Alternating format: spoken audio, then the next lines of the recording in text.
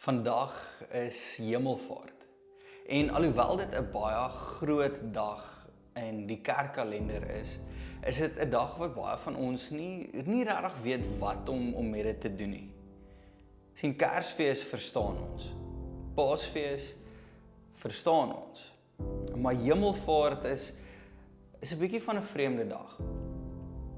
En ek dink die rede daarvoor is as ons na dit gaan kyk, dis eintlik 'n viering van Jesus wat afskeid geneem het. Die disippels staan op hierdie berg en hulle kyk hoe Jesus opgevaar het hemel toe en hy verdwyn agter die wolke. Dat my amper dink aan in baie van hierdie tranetrekker flieks waar daar op 'n stadium hierdie paartjie in 'n lughawe is en een van hulle is op die vliegtuig en een word agtergelaat. Ons amper hierdie gevoel van, is dit nou dit? Is dit nou al wat dit was? Eintlik hierdie baie hartseer gevoel van amper hopeloosheid. Sien, is daai gevoel van iemand wat agtergelaat word. En in daai oomblik dan weet baie mense, baie van ons weet nie wat om met die emosies te doen wat saam met dit gaan nie. En ek dink dis presies ook hoe die disippels gevoel het. Hulle het saam met Jesus geloop vir 'n hele paar jaar. Hulle het sy stem gehoor, hulle het hom hoor leer. Hulle het gesien hoe hy wonderwerke doen. Hulle het hom ook sien sterf, maar hulle het hom ook sien uit die dood uit opstaan.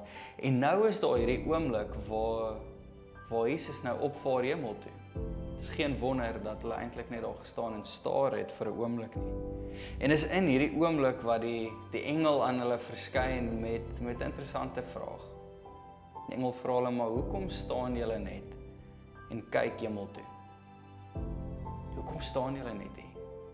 Waarvoor wag julle? Met ander woorde, hoekom staan julle nog hier? Hoekom het julle nog nie aanbeweeg om die opdrag te gaan voltooi nie? Sien, en dis wat Hemelvaart eintlik vir my en jou herinner. Sien, Jesus het nie weggegaan om afwesig te wees nie.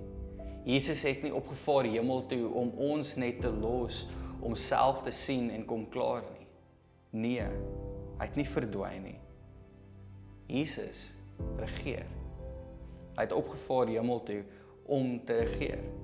En ek dink dis iets wat ons baie maklik vergeet, want baie keer in die lewe om ons voel dit asof alles anders besig is om te regeer. Voel asof dit ons vrees is, of die chaos om ons, sinisisme, of selfs die nuus baie keer besig is om die oorhand te kry in die wêreld. Maar Hemelvaart herinner ons dat Jesus nog steeds op die troon sit. Selfs wanneer gebede stil voel. Selfs ook in die oomblikke wanneer die wêreld begin swaar voel, is Jesus nog steeds die een wat regeer. En ek hou van in die storie wat volgende gebeur. Sien, die engele laat die disippels nie net vir altyd daar staan en wag vir beter dae nie. Sien, want Christendom was nooit bedoel om net te staan en na die hemel te kyk nie. Sien, in Handelinge 1 vaar Jesus op hemel toe en in Handelinge 2 word die Gees uitgestort oor die disippels, oor die apostels. En die kerk van daar af begin beweeg. Dis amper asof die engele vir die disippels kom sê het, julle kan nie net hier staan nie, want daar's nog werk om te doen. Die opdrag lê nog voor. Die groot werk lê nog steeds voor. En miskien is dit hoekom vandag so groot uitdaging vir die kerk is. Sien, die uitdaging van dit is dat ons nie net mense sal wees wat weet hoe om te praat oor die Here nie, maar dat ons mense sal wees wat sigbaar en tasbaar Jesus uitleef. By die huis, by die werk, by die skool, in die maniere wat ons liefhet, in die maniere wat ons dien en natuurlik ook hoe ons die mense om ons behandel. En die mooiste deel van dit alles vir my is, Jesus toe hy opgevaar het hy nog steeds die letsels van die kruis gedra. En wat ek met dit bedoel is, die opgestane Christus het nog steeds die wonde gehad van menswees.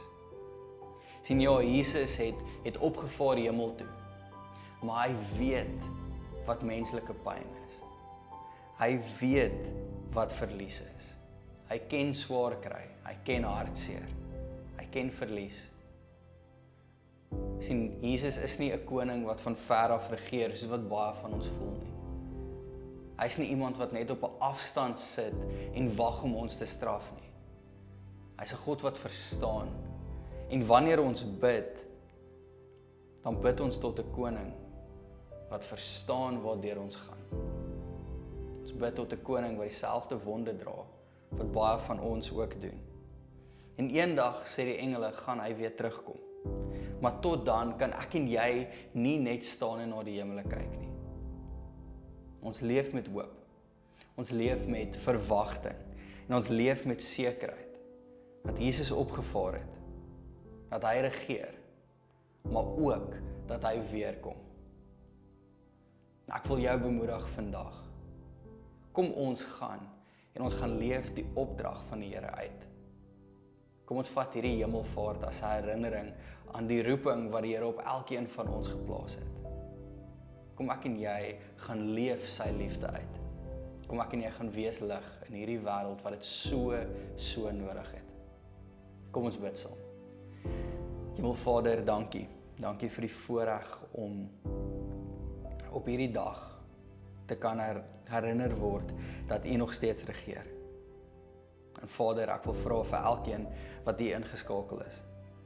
Vader, mag ons bewus wees, ten spyte van ons omstandighede, dat U steeds in beheer is. En Vader, boonbehalwe dit, mag ons onthou dat U naby is, en dat U ons ook roep na meer toe. Vader, dankie dat U regeer, maar dankie dat U ook naby is. In Jesus naam. Amen. Amen.